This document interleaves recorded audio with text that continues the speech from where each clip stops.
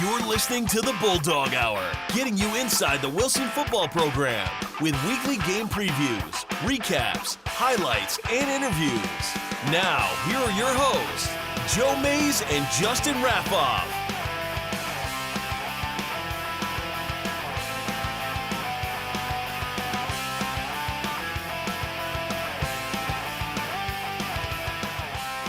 Good evening, everyone, and welcome back to the Bulldog Hour.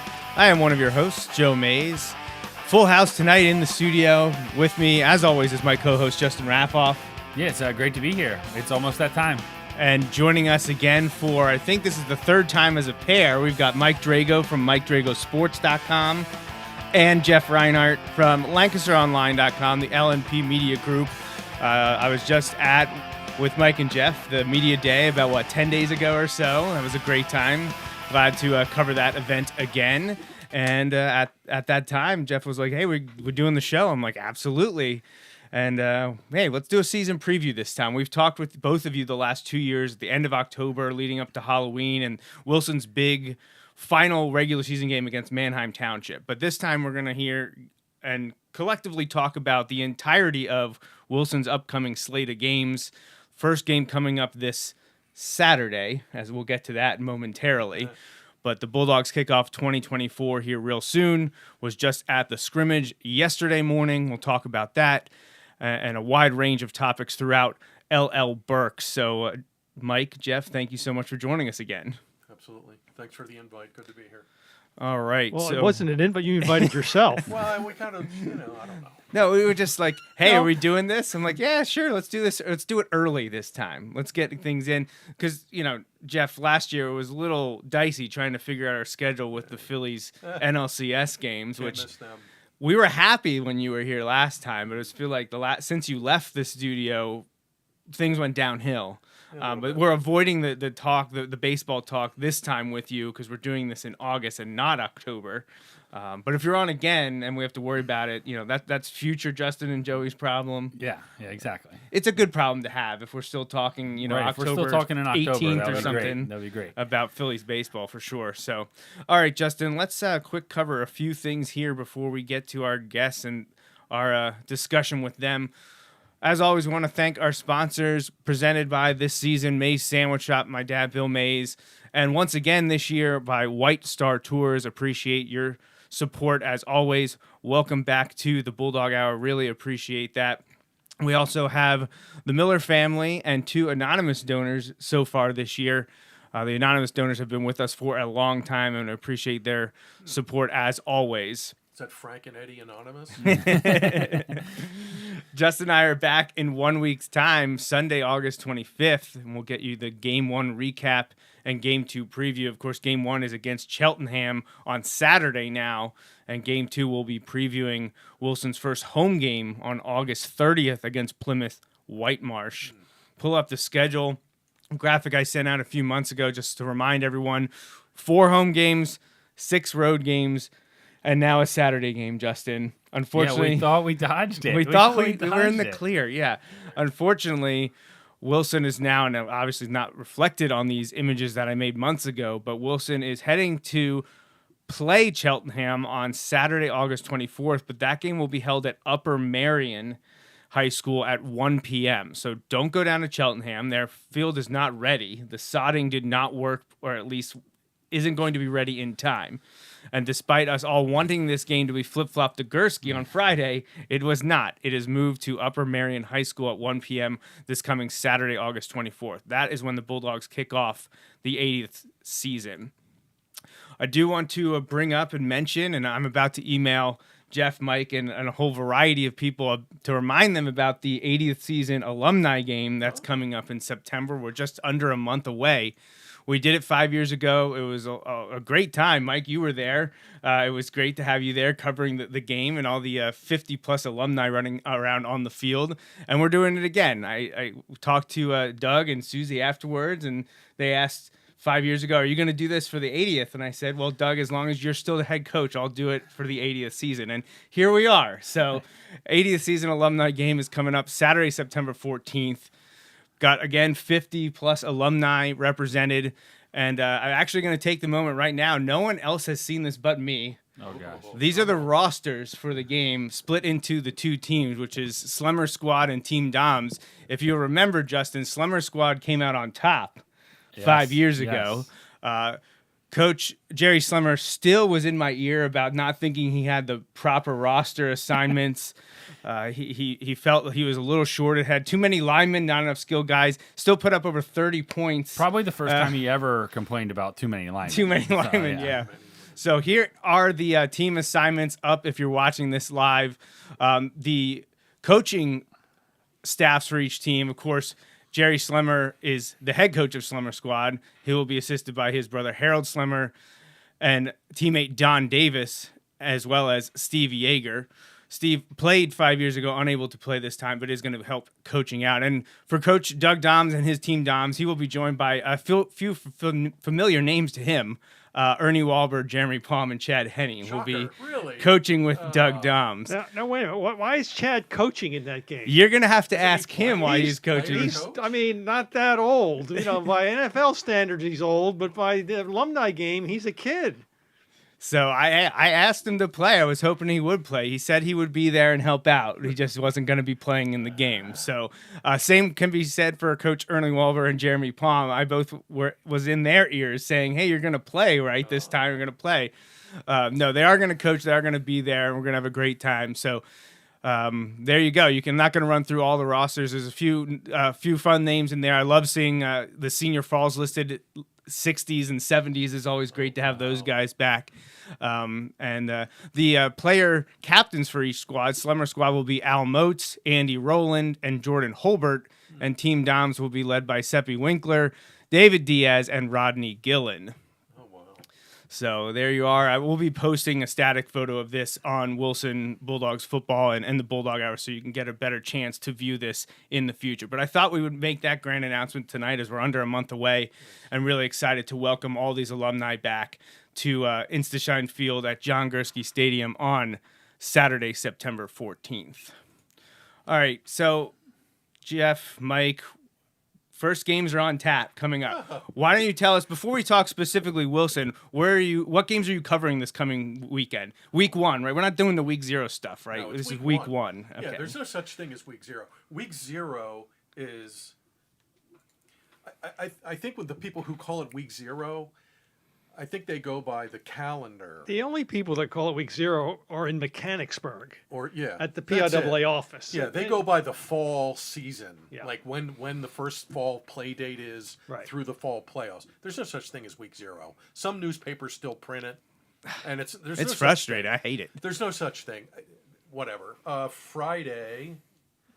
Geez, where am I going Friday? Friday, all Lancaster County game. I'm going to go to Penn Manor at Conestoga Valley. Oh, okay. Which is interesting. Buckskin's supposed to be pretty good this year. CV's going to be pretty decent. They were in the playoffs last year, and they bring back a whole lot of kids. I'm going there Friday night. Comet's a bit of a sleeper in LL1 as well. I have them as a sleeper. They were 4-6. I forgot. They started 0-4, and they got shut out in their first 3 games last year. But then they got really hot and ended up having a pretty decent season. So, interesting game. Home game for me. I live very close to there, and I want to stay close to home on the first night because it's going to be a cluster.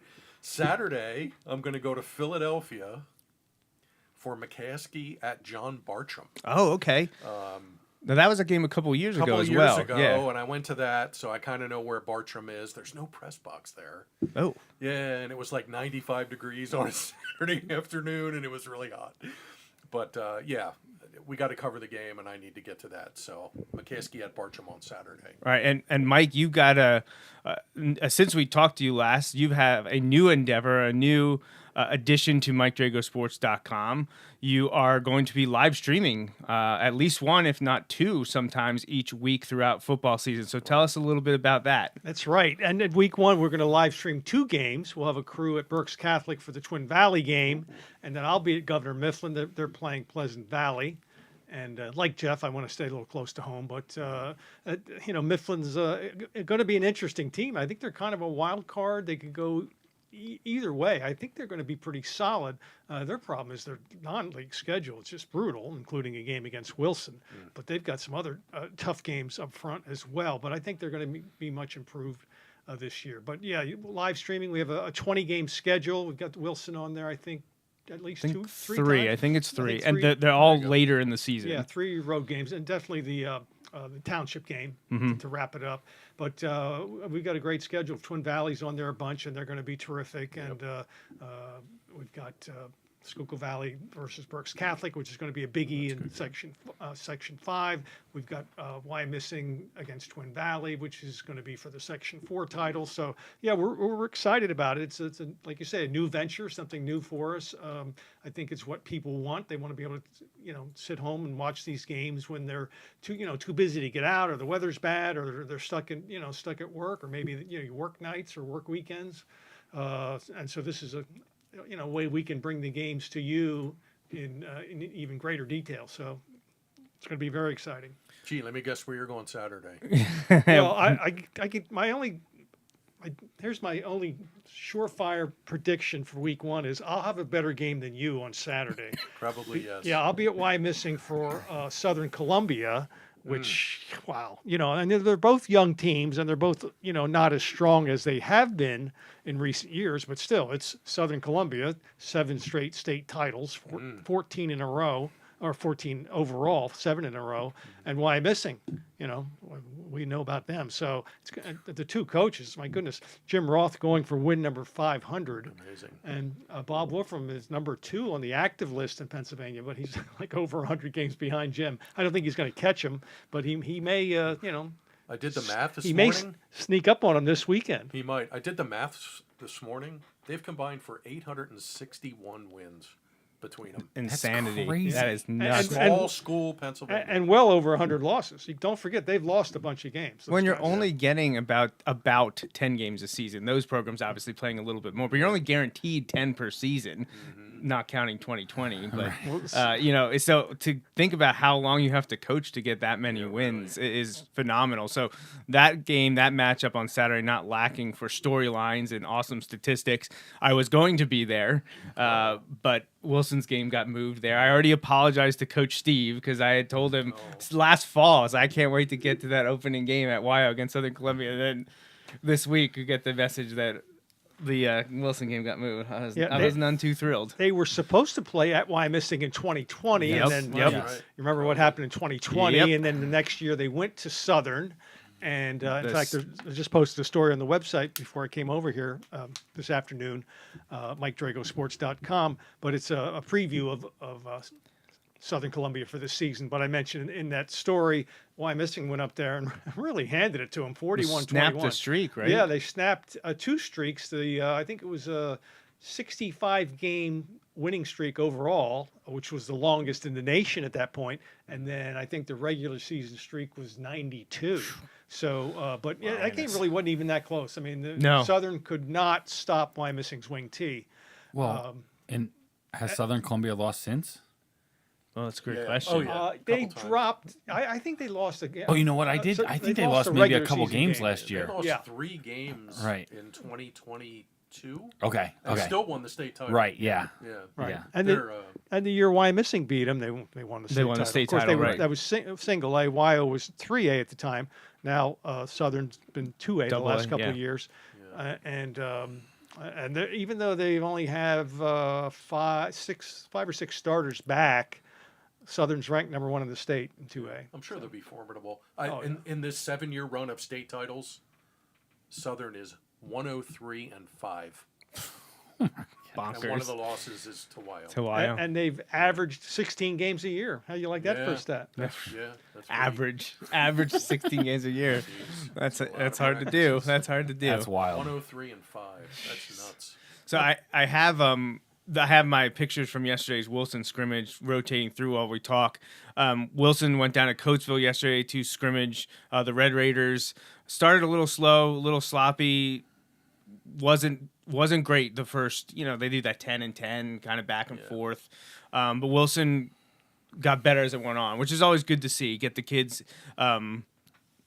comfortable, gain some momentum, and they played much better, especially when you got into game situation when you're mimicking a real game. Wilson looked much better. Did not see a lot of attempted passes, especially from Maddox Gruber, who we expect to see start under center. Mason Young did get a lot of time. He probably threw more passes than Maddox did. I thought both of them looked good. I don't believe Wilson had any turnovers off the top of my head, at least not from the ones. So it was pretty even battle. I know Coach Ortega is pretty high about Coatesville this year, about his team. He doesn't feel like they have a lot of depth, but they have a good starting unit, a very strong 11 on both sides of the ball.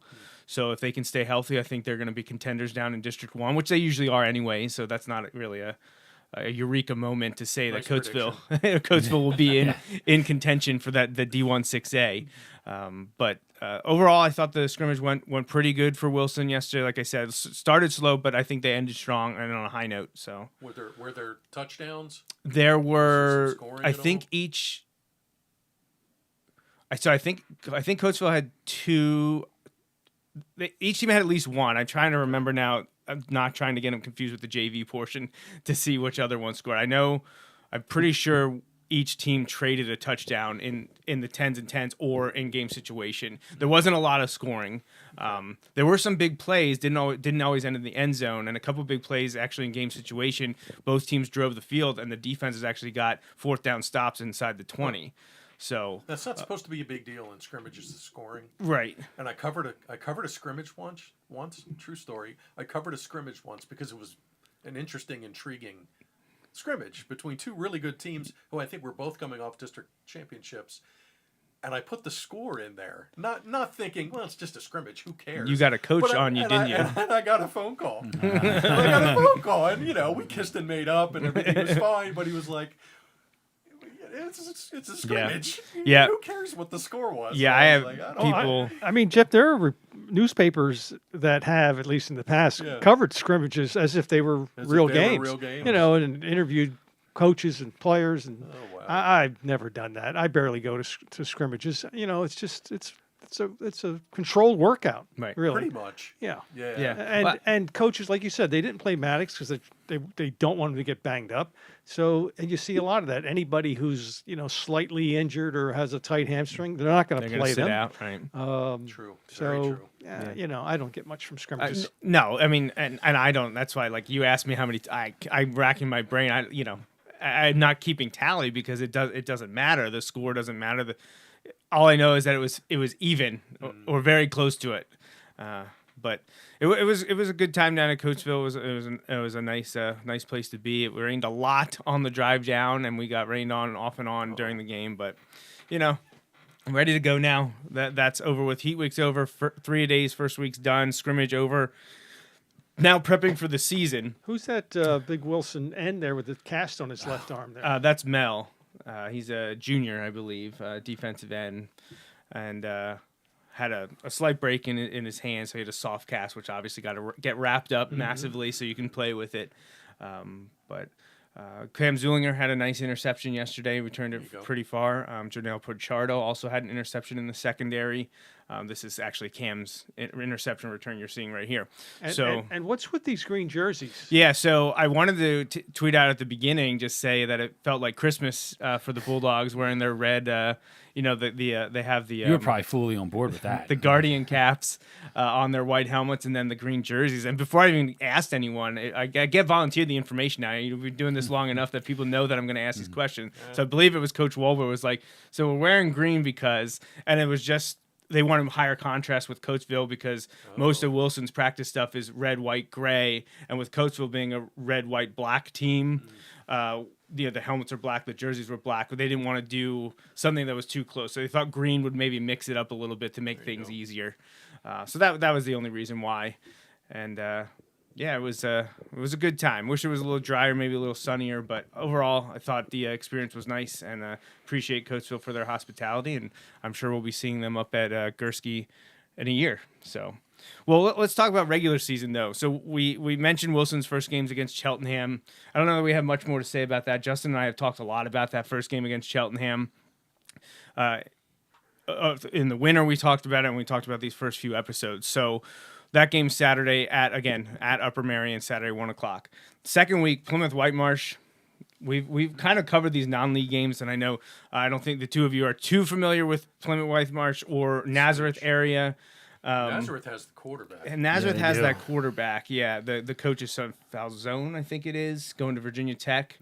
is only a junior Only a as junior, well. yeah. So we go from Plymouth Whitemarsh, who is a ground and pound, almost rushed for 3,100 yards last year. That's the home opener in week 2 for the Bulldogs. Then back on the road, going past Allentown to Nazareth to finish the early portion of the non-league schedule. Yes, Mifflin is non-league. I get it, but it's the middle of the always year. forget that. They're in the same conference or whatever you want to call it, but not technically a league game. But it feels like it is because it feels like it should be. But then we get into LL play, and that is in week 4. Wilson Reading. What do you guys think about the Red Knights this year? A wild card. They've got some really talented players. Do they have enough of them? Are the guys around them going to be disciplined enough to make it work? I mean, they're going to be interesting. They got at least 2 D1 guys there in Xavier Beatty. I think he's got talent. You saw what he did in track. Tremendous athlete in basketball. He plays basketball. He's a great safety cornerback. The lineman Kayshawn Feezy has half a dozen Division I offers. He's huge. And they got 3 or 4 other guys that can play. They got a returning 1,000-yard running back. I mean, Gabriel Laws is a really good linebacker. So there's some talent there. They should be improved. I don't know how that's going to play out. They could, challenge those middle teams in that section like Penn Manor and Hempfield. They could give those guys a game. When I distinctly remember 2 years ago when we went there, and I think Ruben Rodriguez was lining up at quarterback, and they had some of their other basketball athletes just lined up, and Wilson was able to get things rolling, but not immediately. But it took time. Just the pure level of athlete. Like you saw Ruben running around out there at quarterback, and you're like, oh, that kid's a Division I athlete. Yeah. Maybe not a Division I quarterback, but that kid's a Division I athlete, and he is, And so when you look at just from a talent standpoint, and then Coach Troy being there a couple of years and starting to hopefully, kind of getting some guys on board and in the program for multiple years. Yeah. It would behoove them to have kind of a quick start. They got an all new non-league. I don't know much about Phoenixville. I didn't start my week 1 homework completely quite yet. But if Reading can get a win or 2 early and get a little mo, look out. Yeah. I don't know about look out. But, it took. They could be like you said, they could challenge. They could win 3 or 4 games, which hasn't happened in a while. Right, and that's a big step in the right direction. And that again for Coach Troy, you start to get some buy-in. Then you start to get your kids some success, and then maybe you can I just don't keep building. I don't want to see him getting mercy ruled every week. No, that's no fun. And that's what I mean with look out. Like they're going to give you a game, a fourth quarter kind of a game. It'd be nice to see. Yeah, Coach Troy is great, and I know this is his 3rd season, I believe. Yeah. So I believe 2 years ago when he got the job and they started playing, we saw that they were littered with sophomore starters. So this would be the year that they're putting it together. I know they were focusing on the offense and defensive line, which if you want to restart a program, that's probably how you want to do it. And he's done it the right way. So it'll be interesting to see what Reading offers this year in LL Section 1. I'm not familiar with the rest of their schedule. Obviously, they got all the LL teams. Who's their non-league? I know it's not a mandated crossover, but they are playing another LL team, I think, on their bye. Phoenixville. They play. Trying to remember who it is. They have some weird non-league games. Yeah. Phoenixville, I know, is week 1. Here you go. Let me call it up here because I know they're playing some different teams this year. Pull up the Reading team page on MikeDragosports.com. Yeah, that's right. So Phoenixville's the opener. Muhlenberg week 2. I mean that's a very winnable Trophy game at Emmaus, and then they get Wilson. They're at Emmaus. Emmaus. Wow. Okay. Do they have another one later? Yeah, they should have one later in the year. Then they have at Oxford in week 9. Oh, okay. I was thinking they were playing another LL team, but I guess not. Well, they got Muhlenberg early, week 2. Right. But yeah, like you said, trophy game. That's a rivalry game. Right. So Muhlenberg's kind of starting all over. Well, so another team that's kind of starting all over in LL1 is Cedar Crest. That is the Bulldogs' week 5 opponent. That is a home game, one of only 4 for Wilson this year. New head coach this year. Nicholas Lambros takes over that program. lost a lot in graduation, but they're returning a quarterback, which Not is usually to be confused with the Wilson right, football. the Nick Lambros from Wilson that's football. not the yeah. same guy. Not the Oh, same okay. guy, no. And Jackson Custer is back. I thought he looked. I was very impressed with him last year when Yeah. Wilson went down to Lebanon and eked one out at Cedar Crest. What are we thinking about the Falcons this year? They had some They lost- talent last yeah. year. They had some really good athletes in football, and the same guys played basketball, which they knocked Wilson out of districts. Was But that Chernich and Sham? yeah, the big tight end. But I think they lost a lot of talent. New coach. I'm not real big on the Falcons. Jeff, I think you picked them a little higher than me, but I actually picked Reading to finish ahead of them. Yeah. Interesting. They lost a lot of skill guys. Jack Warren Abbott is back. Good wideout, good special teams kid. Couple guys back on the line, including Tristan Long, who's really good in the trenches. He'll probably be 100 tackle guy, probably somewhere up around there. They'll probably come back to the pack a little bit, I would think. They Yeah. were a playoff team last year and really kind of went above and beyond. They had to play Harrisburg in the first round up there. I always get a little suspicious when a coach who's been in the program 7, 8, 9, 10 years, and then he leaves. It's telling me the cupboard might be bare. Like he sees that coming, and I don't know that that's the case at Cedar Crest, but that they had a big senior class last year, and that's my impression that Cedar Crest might be in for a Yep, they long they'll season. come back. Yeah, I don't think they're going to go 8-2 again. No. Justin and I have said, No. and it wouldn't be this year; it would be in the next few years. We saw some of the younger kids over the last few years coaching against them in the little program. They had a lot of talent. Whether they all stick to it, they're, I think, should be freshmen and sophomores this year, so underclassmen. But if they stick with the program, I think the Cedar Crest teams in the future could be pretty strong. Wasn't sure if you'd see it come this year, because it was such a large senior contributing class that has moved on. But I don't think the cupboard may be less stocked this year, but I don't think it's bare for the future. Like you said, probably coming back down from an 8-2 record this season. But I definitely, the Falcons are one that I keep looking to the next few years to possibly be bouncing back in a big way. But so much can change with new coaching staffs and new systems and new opportunities. And we've seen kids from these small public schools leave for the private school. Not small, but the public schools leave for the private schools. It feels like it happens all the time. So there's a lot of turnover and things that can happen. But I think Cedar Crest in the Middle of future the- will be pretty strong Yeah, middle of the packish kind of range. in I'd say. 2024. Yeah. All right, so Wilson then next goes to our friends in Shillington. That game's at Governor Mifflin, and that is the first time Wilson will be on MikeDragosports.com's live stream. Will be Wilson at Mifflin. Now, we talked a little bit about the Mustangs already, but what are we expecting from Governor Mifflin this year? It feels like everything that's old is new again, as we have another change of coach there, but also some old coaches coming back to help out at Mifflin. What are we thinking is going to happen with Governor Mifflin in 2024? Yeah, it's going to be interesting. Mick Vecchio, who resurrected that program 20 plus years ago, and then resigned about 5-6 years ago. Then he came back as an assistant, but the last few years he's spent less and less time.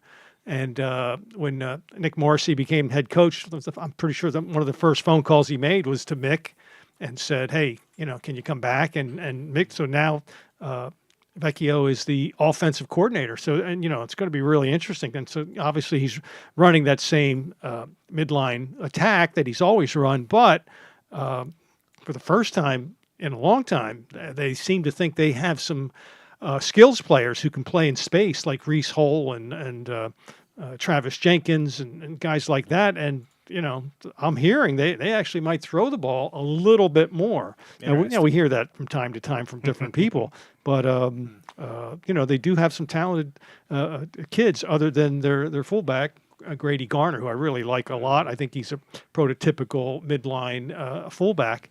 But they've got some other guys they want to get the ball to. So we'll see. Should be interesting. Phil Kaufman at Cocalico used to tell me that all the time. Yeah. We're going to throw the ball more this year, Jeff. Yeah. And then he would throw Zero like 20, passing. 0 for 1, Right. 1 for 3. Yeah, That's funny. when I was reading your preview article, or like breaking that down, and I'm just like, wait, like I was not expecting, when it starts out, and then it talks about how Vecchio's back on staff, which I knew, but like seeing that, and then the story kind of like threw me for a loop when it was like, oh man, maybe what to expect, which is what they kind of want, for teams to be like, oh, what are we going to do? I think maybe by the time Wilson sees them towards the middle of the season, we'll see if that's kind of where it's at, but you'll don't know by then. Yeah, right. And when you have Nick Singleton back there, you didn't necessarily need to a whole lot. But other times, if you can keep teams honest, by throwing a pass successfully every now and then, that makes it harder, to kind of get your defensive keys and do those things and trying to stay focused every time, because you get guys who, that safety starts to cheat up or things like that. And so, I'm sure they'd love to do that. Hopefully not successfully against Wilson. Section 2 is a smidge top heavy, but Mifflin could be that team that kind of muscles its way up in there. I mean, Exeter and Conestoga Valley, I think, are a notch ahead of some teams, and Ephrata should be good again. So and Mannheim Central is Section 3, correct? Yes, yeah. So that's that's a little different this year. Well, I mean, the one thing remains to be seen, and if it becomes Air Vecchio down there, I doubt it. But there's your headline. Go with it. But the one constant or the real strength of that team is their O line. They got some big dudes on that O line. I mean, Gavin Kelly, the center, and Presley Rinker, and big tight end Derek DiNatale.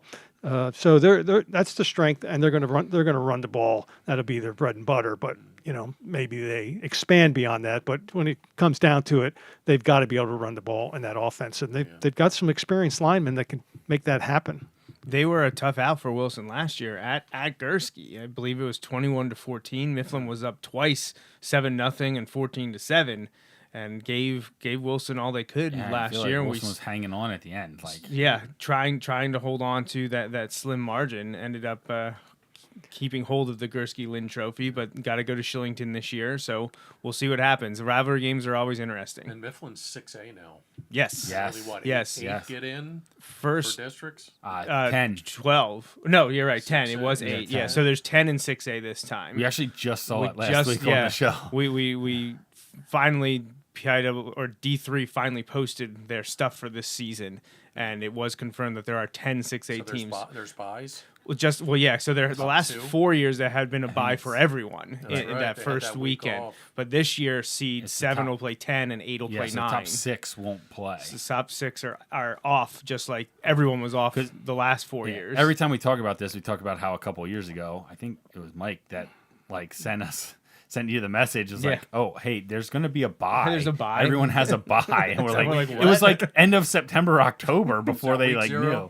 Yeah, right. Yeah, that's where we're moving week 0 after week 10. Yes. So, yeah. This is PIAA counting. Well, so this is the first time since, is it 2016 when we went to 6A that Mifflin is 6A? Yeah. Like in the same classification as Wilson? Yeah, I don't think they've ever been 6A. Yeah, I didn't think so. In football, they might have been in basketball, maybe. Okay. But not football. Yeah, this is the first. So this is the first time that there's a chance there could be a Wilson Mifflin postseason game in the same season that they played a playoff game. Since it happened in 2012. It also happened in 2006. Remember, back in the 90s, Mifflin actually enrollment got bigger than Wilson for that one cycle. Yeah, and Wilson had to go down to Section 2. Yeah, and Wilson was fighting with Central in 98, 99. Yeah. Yep. Jeff Smoker was the quarterback, and that. Contafio was the head coach. But they didn't like that being in Section 2. But it was just one cycle, and then they went back. Yeah, that was Contafio's first 2 years at Wilson. It was 98, 99. Split. That was 98 was the rain game with the Mannheim Magic, the no call, and the Smoker fumble. The early The precursor tuck to the rule. tuck The rule. tuck Yeah. rule. These were still my Columbia Exact days. same play. I mean, it was really identical, right? Yeah, I've played the video on the show many times. Contafio's been ahead of the NFL for years, so Wasn't the game at Wilson That was the one. second year? Yeah, second year is 99. Justin's My dad dad actually came. yeah. We still lived in Columbia. We didn't know we were moving here yet, but my grandfather was from this area. My dad graduated from Wilson, so he actually came down to that game. And Wilson was blowing the doors off of them, and then all of a sudden gave up like 3 quick touchdowns near the end of the game to make it close. But Pete Gilmore ran all over the Barons that night, close to or maybe even over 300 yards. I think he was 300. That was crazy. I distinctly remember that being my dad's takeaway from that game. He's like, "This Wilson running back Wasn't is Manheim like ranked in the crazy." nation at that for that team? Weren't they like somebody super 25, top 25?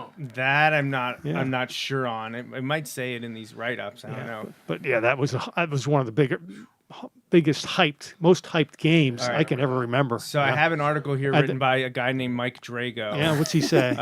Let me see if I can pull it up here. Here we go. That's the biggest crowd I can ever remember. It wasn't even Gursky then, but can you remember a bigger crowd? Actually, it actually was Gursky. It wasn't Gursky until the end of '98. So it would have been the first full season that it was known as Gursky. So yeah, 34-29.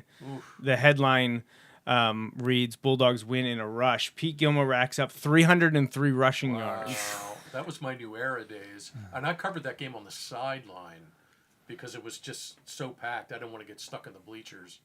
And I remember walking the sideline that night, and I remember I think I picked Central and Contapio. Did he let you know? He got in my face. Did he right let after you the know game. about it? Reinhart, I told you. Okay, Jim. No, but I do want to say, actually, before we finish up this discussion here, thank you for picking Manheim Township. I always appreciate when you don't pick the Bulldogs. I know the coaches like that. We don't want. I don't want to see Wilson as the pick. We all heard Dom's. I don't know if we'll He win wasn't the game sure we this were going to year, win a game you this know, year, so. so Oh, come on. it's well. Ernie said he guaranteed 2. Ernie guaranteed 2 wins. Which Doug, two? He didn't wouldn't say say. that. He wouldn't say. He wouldn't tell us that. But yeah, so a fun time reminiscing to '98 and I 1999. remember those games. Yeah, I do. there were some fun ones. And How did we circle back to that? where did we end up getting? How did we get to this part? I think with Mifflin being 6A. Oh, Oh, that's and right. then Yeah, we yeah. did it, yeah. Right when then Wilson dropped from Went off section on one a to bit of a section two. tangent Yeah, there. That's fine. That's what the show is about. It's what makes it fun. So, all right. So that Mifflin week 6. Then the Bulldogs host Hempfield. Hempfield 2 years ago came to Gursky and felt like an upset. I'm not sure anyone really thought it would be Hempfield knocking off Township and Wilson. They kind of came out of nowhere. Coach George Eager had a great team that season. Lost a lot, had some issues last year, fell down. I think they actually had their worst record in about a decade. I think they were 3-7. Yeah, which is they hadn't been under 4 wins since 2012, I believe. So They had issues they last year. had issues with, last year. Pally. Yeah. What about this year? What are we going to get from the Black Knights in 2024? They got to be better. More kids back than I realized until I started poking around. That's not what I wanted to hear. They got a new quarterback, and I don't know which one got it. The Derek Catch kid threw 5 balls last year. The other kid hadn't really played varsity. Is that Steven's younger brother? Wasn't Yes. Steven a big player a couple years ago for them? Yeah. Baseball player too. I think he's in college playing baseball. But anyway, they'll have some new playmaker kids. But I think they have 3 wideouts that are back. They have some good linebacker guys that are back. I think they'll be better. I think I think they flushed last year and got it all out of their system and pretty much got back to basics. And I gotta believe they're better. And they have a good non-league. They'll be tested early, so we'll see if they can get some dubs coming out of that because section will be tough as usual. So, anything else to add, Mike, about the? No, I really liked their quarterback last year, Jackson Landis. I thought he made it all go. Yeah, So he was that's a big loss, but I'm sure they'll have another solid guy in there. All right. So after Wilson hosts Hempfield, the Bulldogs take Justin and my favorite trip down to Millersville to play the Comets at Penn Manor, Beamsdorfer, which just means Justin and I get to go to the Sugar Bowl. So we get Sugar Bowl. There it is, pregame man. pregame dinner, Oh, postgame yeah. dinner, 2 dinners around a Wilson Penn Manor game. So we're excited about my that. favorite is now that people started going, and they're like, "Wait, you guys actually are here?" Yes, it's Yes. not. It is a bit, but we we actually go. We're like legit. We go before the game and after the game. I don't know. People thought we were lying. But you actually, that is your favorite road trip in the league? Well, because of the Sugar Bowl. We enjoy going to the Sugar Bowl. We Because just like it's, it I mean, being it's there. such a traffic Oh no! nightmare. Like, yeah. No, I'm not saying any. The reason we like it is because of the Sugar Bowl. All the other stuff is like whatever. I mean, I love Millersville, but Just Friday nights. I mean, it's and Jeff and I were thinking from deadline perspective. Yeah. But that's I won't go there unless I have to. If like Wilson's 8-0 and Penn Manor was 8-0 or something. It's also a weird setup, like where the coaches are sitting in the top of the stands, right. Yeah. and the media is kind of, at least some of them Outside. are just on like, oh, here's a row of chairs with like a piece of wood in front of you.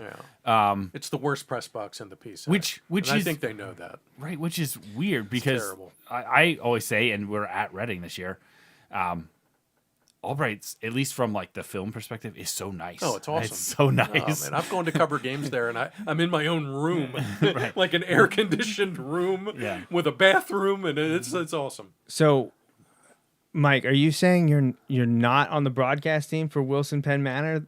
That's correct. That's not the premier game. I mean, I wouldn't be back home till Tuesday. It's just Well, I mean, we're gonna have somebody at the game. It won't be me though. When your name's on the website, you get to pick and choose where you go. Huh? Yeah, That's how that works. Huh? Yeah. So now, actually, you bring up the press box and things like that. This is something an acquaintance of yours, I know, Ross Tucker, has a big deal in this press box food. He calls it tuck spreads. Yep. No high schools put out spreads for any of No, you. not true. Oh, I was going to say, are there some? Hamburg has a Hawk Hill, huh? great spread. Yeah, I'd like to cover games there. I look forward to the Frost Bowl when it's at Hamburg because Aaron Menepace takes care of you up there. Nice. Lebanon does. Lebanon, okay. Lebanon, well, they used to. Who would know?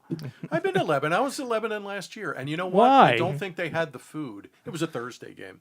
That's still no excuse. We got to get the Cedars a win. I like to see everybody. I haven't. I'm not going to say. I haven't covered Lebanon in a long time. I was going to say Lebanon, whoever's watching there, but I won't say. They used to have their home ec kids. Home they're- ec during the day. Well, now they're playing. They would cook. with the home ec Cook, kids. Yeah, they would make meals, and then they. For the record, there's a pizza shop across the street from Yes, Lebanon there Stadium is. too. Yes, there is. There is a pizza shop. At Jeff Lebanon. knows. Jeff knows. Yeah, I know where all the McDonald's and Sheetz are. Trust me on that. But Lebanon used to put out a spread. Oh, Mannheim Central has food. They're still at the old Alumni stadium. in town. Have they fixed that up at all? It looks good. Yeah, it still has the train tracks going through. Yeah, the trains we will were through there in during the game. 2016 where Wilson put up the most points they've ever scored, but also gave up a lot of points as well. This was before Lebanon took a dip to where they're at now. I don't 32 think in a Lebanon row. scored since then. So it's a wow. possibility. I don't know. They've lost 32 in a row. Is it 32? And they have a new coach and a Poor whole Lebanon. lot of new kids. Wowzer. Well, I mean, but things can change quickly. We just, about a decade ago, we were talking about, and maybe not even that long ago, that Ephrata hadn't won a game in 3 or 4 years. 52 And in look a where row. they're competing for section titles now, And winning district playoff finals. games, right? Yeah. So things can change quickly. All right, so Wilson Penn Manor. You talked a little bit about the comments earlier. Anything stand out about Penn Manor this season? Coach Brubaker's been there a long time now. They were starting some underclassmen last year, so they have a good amount of returning talent. I think Penn Manor is middle of the pack, challenging the leaders. Could be. I mean, it's Township, Wilson, and everybody else in that section. And it's like, who's going to jump up and hit the 3 line? Is it Penn Manor? Is it Crest? Is it Hempfield? Is Reading going to be better? Is McCaskey going to be better? I think McCaskey's going to do some things personally. Okay. But, they need a quick start. They need things to go right. We shall see. Penn Manor could be tricky. I would be extremely surprised if Wilson Township, in some order, are not 1-2 in that section. Now, but that only 2 years ago, I would have said the same thing. And Hempfield put together a really nice team. Yep. So it's possible, but I think there's a sizable gap between 2 and 3 in that league, in that section. Yeah. Probably yes. All right. And Cedar Crest was the 3 last year. They went 8-2, had a great season, gave Wilson a tough They were game. a nice team. They really were. were. They were in a tough league. They lost to Wilson. They lost to Township. But they had some quality athletes. So Penn Manor, Hempfield possibly challenging for that 3 spot this season. But Jeff, you like McCaskey. That's Wilson's next opponent on the schedule, week 9. Wilson gets them at Gursky. What do we expect from the Red Tornado this time? All 5 O-line kids back, which is a great That's start in huge. Section 1. Don't underestimate that. The fans usually are paying no attention to who the left guard is. Trust me. But all 5 starters back on the O-line. Jalen Cintron's back, a good quarterback who can make plays on his feet. DeAndre Jones is back, wideout kid, special teams kid, D-back kid. New feature back who's supposed to be pretty good. Marquise Washington is his name. They got to replace some linebackers, including a kid who had 100 tackles last year. So they're going to have to stop people. That'll probably be my bugaboo with McCaskey later on. I think they're going to score some points and move the ball, but they're going to have to stop people. If they can stop people, they're probably going to be a headache. If they're giving up 30-plus points and 300 yards, I don't know if they can win shootouts, but we shall see. But I think McCaskey will be better. I don't think they're going to be 1-9, 2-8 McCaskey. I think they can win some games. They have some non-league games that are maybe gettable. We'll see how they do with Bartram. Is a question on McCaskey. Yeah. Is Frenchie still the PA announcer down there? I think Frenchie is still the announcer. He Yep, was he last was year. last He year. was Pretty last sure year. he Yep. is. I run into him every now and when again. Yeah. when are you going to do that feature on the league's longest tenured PA guy? I did a feature on Frenchie maybe 10 or 12 years ago. It's Justin been and a I- while. Actually, Yeah. last year it was a miserable game down in McCaskey Yeah. because Pouring it was rain. pouring. It was disgusting. It was cold and rainy. It ended up being Wilson's 600th program victory, and Oh, okay. and 10 years earlier it was Wilson's 500th program victory at Both the same McCaskey. place. Yep, same team. We actually joked before the game, and kind of only half joking, that we should get an interview with Frenchie and maybe get him to record some stingers for the Bulldog Hour. nice. It's like that'd Nice. be a great voice to have on the show, right? He's great. So Now, I mean, last year was better than the trip the last time to McCaskey, though. 21. Where we had half the kids having to stand no, that was outside. 2020. Oh, was that okay. 20? Yeah, so Yeah. the McCaskey one is the one where Wilson Oh, yeah, hosted. it got- It got yeah. flipped. Okay. So Yeah. 2020, Wilson went to McCaskey, and McCaskey was so strict with COVID stuff that half the team had to stay outside the stadium. right. Yeah. Behind the chain link Crazy. fence. Behind the chain link fence, yes. So when Well, that Wilson chain was, link offense was it was was- proven it was that stopping, that right, stopped yeah. COVID. Right, that was the key. Cold. That COVID was- could not go through a chain link That's it. fence. That's it. yeah, that was an Yeah, forget a silver bullet. We've got an aluminum fence. It was all good. It was wacky. Wilson got up by enough and then needed the JV, but you had to call them from Right, outside kids the were stadium. subbing out of the game, going to the sideline, and leaving the stadium while other kids and came then into the coming stadium. back. They were probably hanging out at that McDonald's right across the street. Justin and I said we'll never go in that McDonald's. That is always a nightmare driving past there before and after games. Oh yeah. So Wilson, the last game we talked about was Penn Manor. Wilson's never lost to the Comets. Yeah, that's crazy. Isn't it? 30 30 times, like 33 or Never something lost like to that. Well, even bigger than that is when Jerry was the coach, he used to name the score. Like in the Yeah. 50th time they played, 50, they made it 51, 50-0, and the next year 51-0. So it was not the number of times they played Penn Manor. It was the season of the program. So in 1994, Wilson scored 50 against them. In 95, they scored 51. In 96, they scored 52. Not I don't easy know to that, do. I don't know that was actually on purpose all 3 times, but it Well, it ended up being You talk about that way. naming the score. I mean, that was a name to score. That's funny. But McCaskey, not all that different. Now, obviously, McCaskey has beaten Wilson.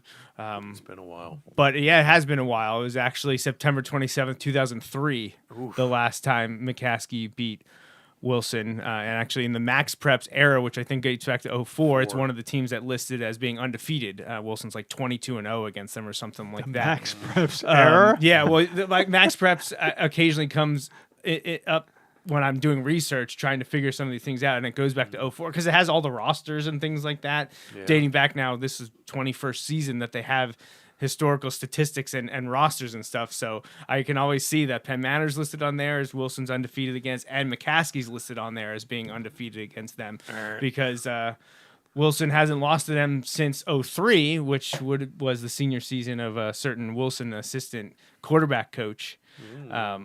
So that one's still out there. McCaskey's the one team that gave us trouble when I was playing. That was the Well, Perry Patterson. They've had good teams. I mean, Yeah. you know, It's just been a while. 80s. They haven't had 90s. a winning season since 2014. McCaskey. I mean, the late '90s they were pretty good there. Yeah, remember the heyday of Section 1 was it 96 or '98?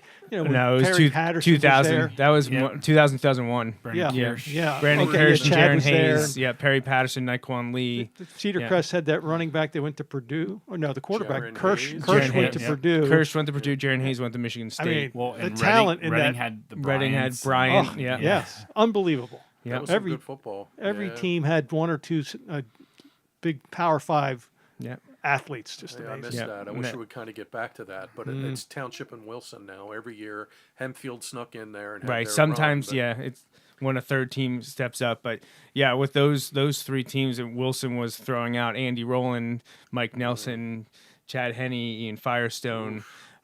Pretty good collection in West Lawn. But in 2001, especially, those other teams just were better. Crest and McCaskey, especially, super strong. Reading had a great season that year as well. Actually, I don't think Cedar Crest made the playoffs that year. I think it was Reading and McCaskey. Yeah, because there's just It 4. was only 4 teams. Right. So, all right.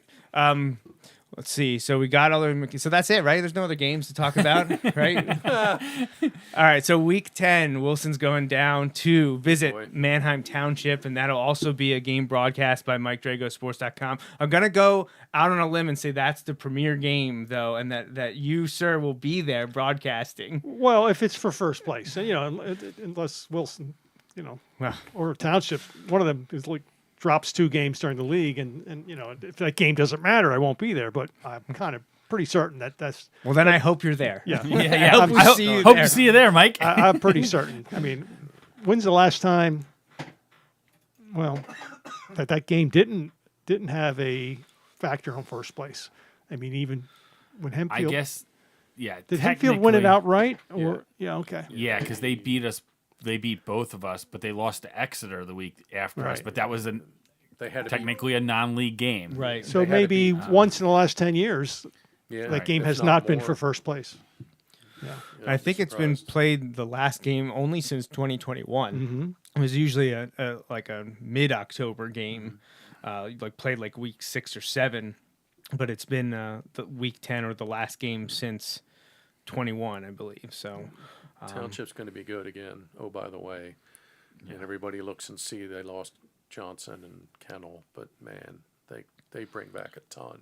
well, that Their Clancy whole is O-line. impressive. Clancy's, and he's an animal too. At media day, he's like a muscle. That kid, he's Well, really good. Two-way running back linebacker. Yeah. Kinda, I think he'll pace them this year. But the quarterback taking over for Johnson's no slouch. I've been hearing some great things about him Carson as well. Weiser, who played behind Johnson the last couple of years, and he's like a mini me of him. I mean, he's running the same plays and everything at practice, and yeah, they got some stud kids back on both sides of the ball. They got their whole line back, which is gigantic. Clancy, defensive kids everywhere. Plus, they play the best non-league schedule, I think, in definitely in the LL, if not the district. I mean, their non-league is Cumberland Valley, Plymouth White Marsh. Do you have it in front of No, you? I'm They gonna still- pull it are up they the still top of my playing head. Harrisburg? No, No, I don't think they are. No, but their 4 non-leagues are just York and Central York, Okay. which was 11-0 last year going into the district Yeah. semis. Okay, yep. Those. So then they get them the first 4 are Those, all yeah. non-league at Cumberland Valley, host Central York, at York William Penn, at Plymouth White Marsh So Plymouth White Marsh gets Wilson and Township. Township. What Yeah. did anybody hear about the Harrisburg quarterback Lee? I heard Did that he's- come in yet? I That haven't heard decision? any updates. He's been on there it. forever, like Well, they literally think he's forever. too old, like he's played too long. Is that what I it is? swear he's played his 4 years, hasn't he? No, this would be This his would 4th be that his we would 4th. see him But because he was considered a freshman in 2021. Right. When the Cam Jones junior season, Wilson I came don't back really from a know. terrible start and ended up making district playoffs, That's right. upset Bo Prabula's Central York team. That's right. Yeah, I tried to find somebody explaining it a little bit more, but I didn't. Seems like he's been there forever. I have no idea. I used more of my sports subscription money on some of the guys in the room here. So Right, yeah, I was gonna say. So it's like I subscribe Penn Live to two, isn't on the list. I subscribe to 2 sports sites that are sitting in the room right now. Right. I'm not adding a third one. right. I don't need Harrisburg Central Dolphin news until the playoffs. So if I need it, then I'll find it. But I did see that come across on Twitter X a week or two ago, and never. Right. Yeah, I know. I always call it Twitter. He texted me today on something like on X. I'm like, don't ever do that again. Don't ever call it Twitter. Don't ever call it X. I don't know what'll happen there with him, but Harrisburg got a couple of transfer guys. They're loaded. But Yeah, but he'll be he's. fine. I mean, without him, they're not the team. With him, Well, we saw that they last could win year. it. Well, right? Yeah. Did he Or was did he it last miss year, the or was it first one of the other township game, years? or was He he out played. hurt the first one? Yeah, Oh, When they had the rain Saturday delay morning and stuff game. like that? Yeah, Township just Oh, they that's were right. up 14-0 before everybody sat down. Yeah, Lee played. Okay. Yeah. Yeah, he played. There was a year that he was sick. One of the or- years I feel like he missed. and the Everett game and missed. then, Everett missed a few games one year. Like the years start to run together. I can't keep them straight anymore. But Harrisburg hear is stacked. I honestly would be probably surprised if they're not the 1 seed. I guess it depends on if Sean Lee is eligible or not. They'll play McDevitt this year in a conference game. Oh yeah. 'Cause they're Devitt's gonna up have in That's the right. Yeah. Commonwealth. Well, that's the whole reason that Wilson doesn't have Central Dolphin on their schedule is Yeah. because the They only reorganization. get one non-league. Right, one non-league in week 0, right? Week 0, correct. Cumberland Valley's playing Township. Yeah. So, Week 0. so Harrisburg actually has LaSalle College High School in week 1 here this coming Saturday. Bishop McDevitt is their second game. So Labor Day weekend. Oh, wow. That's their section opener. Harrisburg at Bishop McDevitt on August 31st. Then they follow that up with State College. Is that Oh my that's a gosh. Saturday, right? That's at Harrisburg. Oh, it's on the Saturday. It's at Bishop McDevitt on a Saturday. Oh, okay, yeah. okay. They Yep. might not run the table. They got they got Cumberland Valley and Central Dolphin back to back in mid-October. Oh my So, goodness.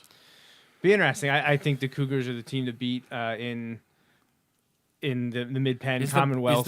Is the Kevin Brown kid? Is he a junior? He's a this junior, year? yeah. I thought so. Penn State commit. Yep. Yeah. So, all right. Well, we're just about to wrap up. Justin, you have any Wilson-focused questions you want to ask these guys before we let them talk about a couple other teams around the LL? No, we can hop around. That's fine. Okay.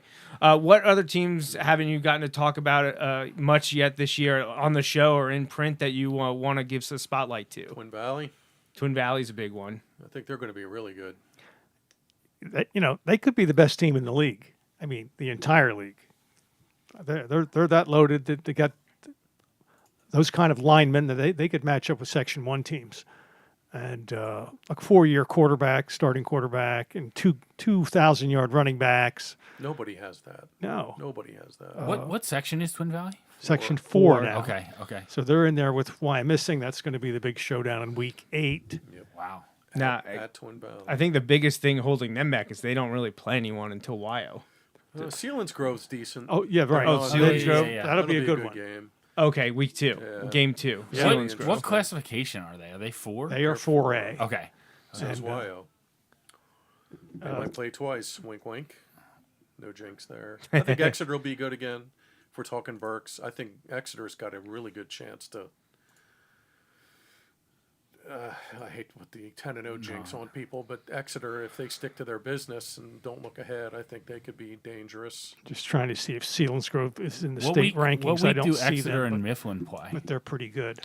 Exeter and Mifflin It's play the opener. week 4. Yeah, it's the section Okay. opener. Yep, September 13th. That's the night that Wilson plays Reading. So you got Exeter, Mifflin, Wilson, Reading the same Same night. night. Same nice, Exeter has a nice kinda chance to be games. very good, and they have a lot of really good juniors. So they're they're going to be at the top of that section again next year too, because the quarterback's a junior and 2 or 3 of their other key guys are juniors. So their 2 key Section 2 games are probably Ephrata and Conestoga Valley. That's a big They're game. both in Exeter too. They're both home games. And And the Exeter is the team that just missed 6A.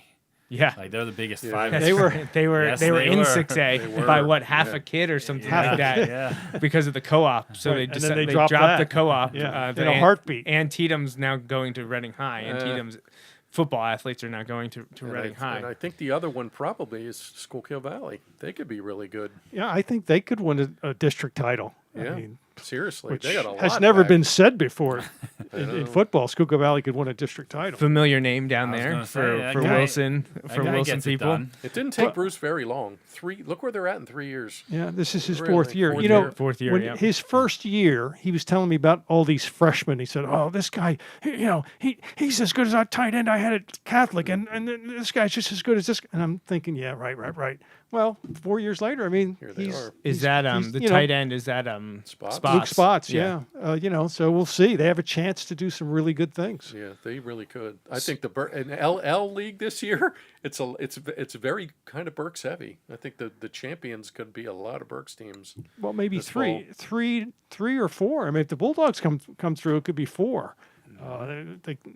Berks team's not going to win Section 3. I'm pretty certain of that. But yeah, the Berks team has a really good chance at Sections 1, 2, 4, and 5. I feel bad for Weiser and Fleetwood, who should both be kind of decent, but that Section 3 is just like, wow. Well, all this, but every section has one or two of those dynasty type teams. Programs like a Mannheim Central or Wyomissing. You can't hide in this league. You're going to run into somebody. I think that's a good question to end on. The LL Burks were now this is the second 2-year cycle with that Year 3. alignment. Yeah, year 3 overall. Mm-hmm. Do we like it? I mean, Justin and I, Wilson people are on board. We love it. It brought Burke's teams, I'm more readily I'm a available big to fan play of it, but Reading and Mifflin and things I'm a like little that. biased. But we like it. So what's your take from speaking to some ADs, coaches, players? Are they on board? They like it? Yeah, they love it. There were probably some question marks in the beginning. How are we going to pull this off? I thought they got off to a good start with it. First year went pretty good. I thought last year was incredible. I mean, 2 sections had 3-way ties, which has never happened in the league ever. And everybody kind of griped about bus rides and everything, but it's like, you know what? It's one bus ride. It's one bus ride. Kutztown has to come down here once. Who cares? Every It's a 2 bus years. ride. Well, yeah. It's I haven't- every other year. I mean, it's been great. I haven't heard a single complaint about all that stuff that you bring up at the beginning. Is this going to work, or we have to go too far? I haven't heard that at all. No, not since then. I love it. I think it's been tremendous for both Berks and Lancaster. Yep. And it's interesting. Wilson likes it, but Section 1 didn't change. It really hasn't changed your life. Got Reading back. That was the biggest one for Wilson. Yeah. Maybe not in the same level playing field right now, but I like playing Reading and Mifflin. It just feels like that old LL that feels like it was in the the 90s, 80s, 90s, 2000s. Don't have Muhlenberg anymore, but so that was my next thing. Do we think that the LL is set as staying at 5, or do you ever see a contraction to 4, kind of more like what the Mid-Penn did? Well, the thing that's always brought up to me, and it alleviated some of the equity among especially the smaller schools, make more competitive, allow them to build their programs. But the other factor was eliminating the difficulty for non-league scheduling. And that's something that Wilson sees all the time. If you reduce to 4 sections, you are now playing more. You have more guaranteed games. You don't have to find more teams. But I think the old LL crew, the Lancaster-Lebanon folks, I think they like those non-league games. I think they like having those 3 at the start because that's the way they've always done it. Well, and it allows the teams that got separated to play their rivalry games. Like Wilson plays Mifflin, can still play Mifflin now. It's good. I know finding 4 games is difficult. That's really hard. And Wilson only will play 6A schools. I know they played Mifflin in the past, but 5A is acceptable. Anything under that is not. So, I mean, you can always play those Section 2 teams. Why not play Exeter? There's got to be a reciprocity there, though. You're saying Exeter doesn't want to play? In the past. I don't know about now. I'm not sure the schedule's available. After the last time they played, I think Exeter was, not going to shy away. Justin and I have a lot to say about that game, but we're not. We're not going to do that on the air. Exeter's to a point now. They can play that game and not worry about it for sure. I mean, they can say 2 years from now we can play you and not be having sleepless nights. But the league is set up that Wilson and anybody in Section 1 can do crossovers with Section 2. There's plenty of good teams in Section 2. And but to me, the beauty of the 5-section setup is Section 5. Those small schools, which many of them, almost every team in that section, except for Berks Catholic now, but all the others, and Lancaster Catholic, all the others struggled to get through seasons and were in jeopardy. The programs were in jeopardy. Now, every team in Section 5 has a chance to win that section at some point in the next 5 years. No Okay, doubt. they're not all going to, they can't all compete this year or next year, but sometime in the next 5 to 7 years, there's not a school in that Section 5 that's going to say, "Oh, we'll never win this." I mean, even Kutztown is They're inching competing. closer. Yep. And if it continues, that momentum continues, Kutztown could be in a position to win that league Yeah. at some point. That's why they'll keep it 5. And Vilcleona, small school, but they shared the title. They got a title last year. Yeah. Schuylkill Valley, had never won a championship in football of any kind. Last year they they are. shared a title. This year they. Favorites maybe to come out the on top this favorites, year. No yeah. doubt. So, if you went to 4 sections, a couple of those smaller schools would be pushed up. Kind of lost in the shuffle. Yeah, Oh, and big they time. would get squeezed. So I think 5 sections is fine. Yep, they'll keep it 5. Here's the craziest thing. The season starts in 5 days.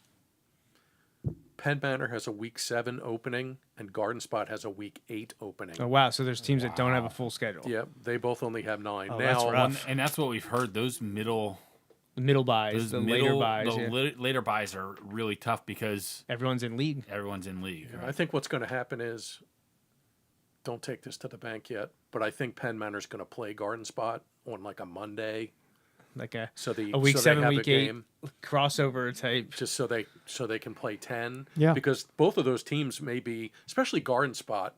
Garden Spot, I think Garden Spot's going to be really good, but they got to play Cocalico, they got to play Central, they got to play Warwick, they got to play Solanco.